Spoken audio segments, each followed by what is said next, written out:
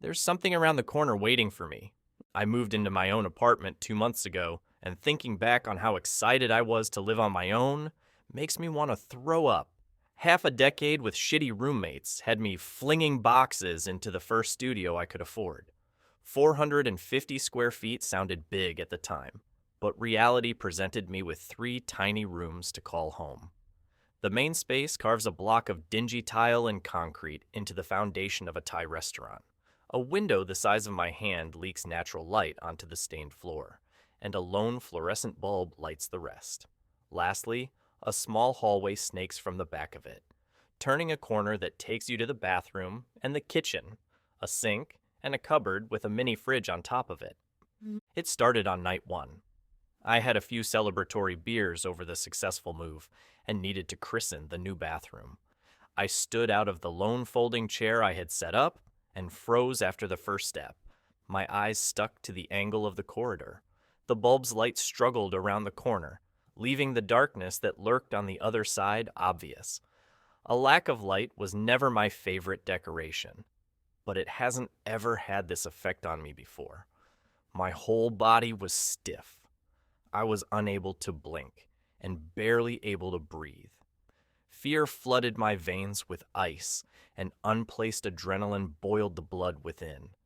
I felt like a cornered rabbit staring down a wolf, but my brain knew I was just looking at crusty beige paint peeling off of an old wall. Regardless, my soul itself refused every neuron saying it was fine. I was unable to pull my gaze from the hall, but I forced my body to reach for the chair, fighting my muscles for every inch. I lifted the plastic seat and wrapped my fingers tight around the back legs, bracing to unleash my inner macho man on whatever sat just out of sight. I slid 1 foot forward, my jaw clenched. Second step, I entered the hallway. When I reached the corner, I stopped. This fear was irrational, I thought. Just jitters caused by the new experience of living alone. It was then, seeking a reason for my own panic, that I heard it for the first time. A deep, raspy breathing was barely audible on the other side. It was wet and broken, like someone with hiccups choking on their own vomit. At the same time, it was hushed, barely audible over the soft hum of the street outside. It was almost masked entirely, but there, at the verge of rounding the corner, it was unmistakable. I even thought I caught half a word through the muck of noise. E. I raised my chair, took in as much air as I could, and swung around the corner with all of my weight. The plastic punched a hole into the drywall, lodging my would-be weapon firmly in place. I instinctively stepped back, a reflex against whatever my mind convinced me to swing at. But nothing attacked. Nothing appeared. Nothing breathed. It wasn't anything. I was a sweaty, panting idiot staring into an empty slab box. I spent several minutes watching that slab box continue to be empty, waiting for some kind of Michael Myers to present himself. Even more nothing. I blinked a few times, shook myself free of the stupor, and made a vow to research panic attacks the next day. A few weeks passed, and I was able to convince myself I had just been hearing things. The boxes got unpacked, the walls got a few posters, and I finally started to feel at home. 1 month after my move, to the hour, it happened again. I was washing my 8 dishes and thought it'd be more fun with music. I left the running sink to grab my phone from the living room, but before I could even turn around, I felt it again. Primal horror encompassing my entire body. This time, I turned quickly to face it.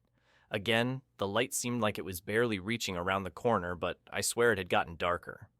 The 2 articles on panic attacks I skimmed taught me about breathing techniques that I tried to employ. They didn't help, but the attempted taking in of air at least brought movement to my legs, enough to be able to reach my recently unpacked baseball bat. It may as well have been the chair. Even armed, my body shook as I inched closer. I heard it again, louder this time. At the hallway's threshold, the same labored breath crept from behind the corner. No fooling myself like last time, I heard it clearly, even over the faucet. Soggy, stuttering gasps formed a parody of what breathing should sound like. Once again, I was at the end of what I could see. I attempted to swallow, but my mouth was completely dry. My eyes narrowed, my grip tightened, and I swung. I put another hole in the wall, and the vibrations forced the metal bat from my hands. It was nothing. Again. But I knew I heard it this time. Not only was I sure I heard it, but in that final instant before the swing, a word emerged from the wheezing. Just one, nearly drowned out by the maw of whatever uttered it. 2. This has shattered my life the past month. I couldn't sleep, which caused me to get fired from my job. My savings don't allow for a gym membership, let alone a new security deposit, so I've been stuck in this fucking basement. I've begged the old man who runs the Thai place for the bathroom code almost every day. But he stopped giving it to me a week ago after he caught me taking a sink bath. I had to turn that corner again, but I didn't know how many times, if any, I could until it came back.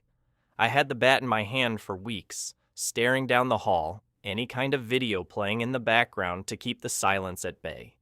It wasn't until today that the pattern showed itself. Another month on the calendar, to the exact hour once again, I heard it. Loud this time. Vicus smacking over black lungs echoed throughout the 12 walls that form my coffin. The gloom reached from around the edge this time, beckoning me towards it. Though I was struck by the same paralyzing dread, I had been stewing in it for 30 days. The anxiety of waiting acclimated me to the nightmare. I was ready to face it. I shot out of my bed and charged to the bend, screaming as loud as I possibly could. Even over my own blind shouting, the broken voice rang in between my ears. 1! Again, I charged the bend to find nothing. I saw nothing, but I knew there couldn't be nothing there. I'd heard it 3 times. I saw the darkness grow, the breathing, the words, all of it. I threw open the cupboards, then the mini fridge, followed by the bathroom cabinets, then the shower, and again I found it. Absence. Furious and terrified, and with no other outlet, I howled at the top of my lungs and blindly threw the bat over my head and down the hall. The metal slammed against the wall and clambered loudly to the ground. My exhausted arms met my weakened knees. I stared at the ground in disbelief. When the pipe ceased its toll, I heard it, heavy and dragged out with each rasp. I looked up and felt myself go pale.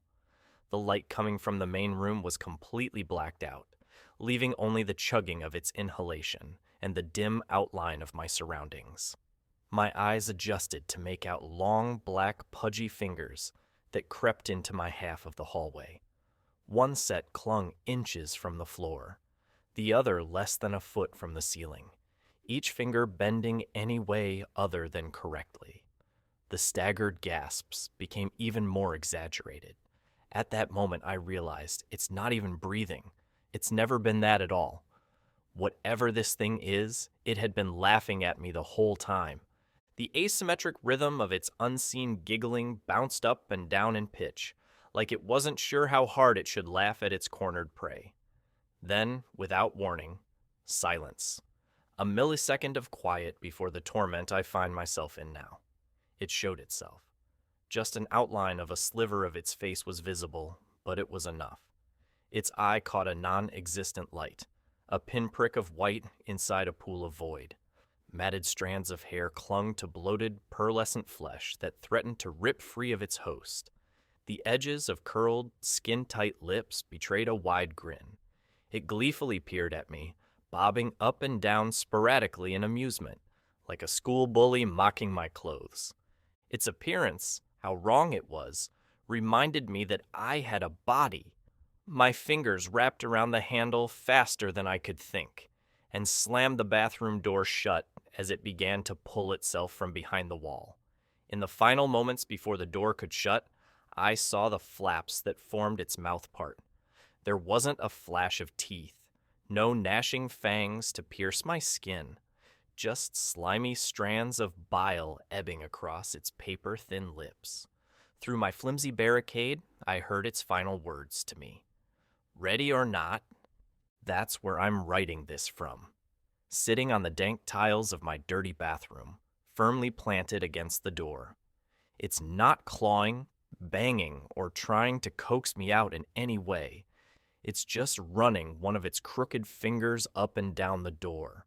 From the sound, I think it's tracing my outline into the wood. I called the police. I've called my friends. I even tried calling my mom. It's always the same. Rings once, picks up, and the breathing comes in so loud it threatens to break my eardrum. I've sent texts. I instantly get the same reply every time, no matter who it's to. Here I come, I'm trapped down here. Something is waiting for me to turn that corner one last time. I'm just going to type this out here and hope it gets through to you all. There is no help that can get here before something happens to me. All I have to offer you is one piece of advice. The next time your instinct says there's something around a corner waiting to get you, listen to it. Something is there, and it's worse than what you can imagine.